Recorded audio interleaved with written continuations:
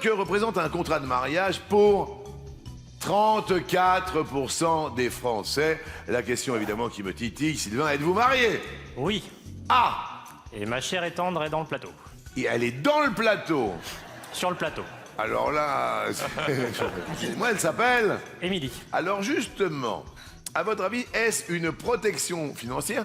On est à hauteur de 34%. On est d'accord, Sylvain? Regardez bien ce ratio qui nous intéresse, c'est-à-dire quasiment un Français sur 3. Vous l'avez bien compris. Je vais dire une protection financière.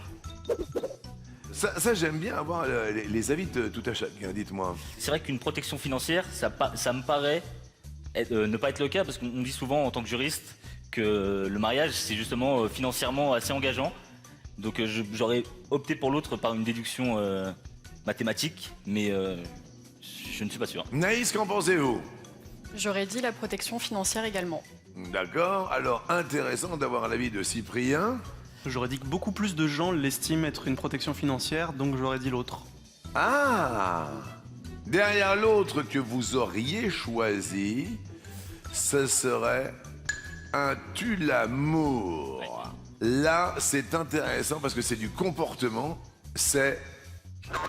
C'est rudement bien vu. Alors là, parce que et Cyprien, si je puis me permettre, était-il sur la bonne route? Eh oui. Parce qu'il disait qu'au prorata, hein, bien sûr, que la protection financière était supérieure à 34%. C'est ce que vous avez dit, Cyprien? C'est ce que je pensais, oui. Oui. Et en effet, c'est 51%. Les 27% d'entre eux estiment qu'il s'agit d'une garantie financière en cas de divorce. Ah ouais, le contrat de mariage. Eh ouais. Et Aïe. par contre, voilà, 34% en effet estiment que c'est une atteinte au romantisme, le contrat de mariage. Et 44% carrément des moins de 35 ans, ils voient un tue-l'amour.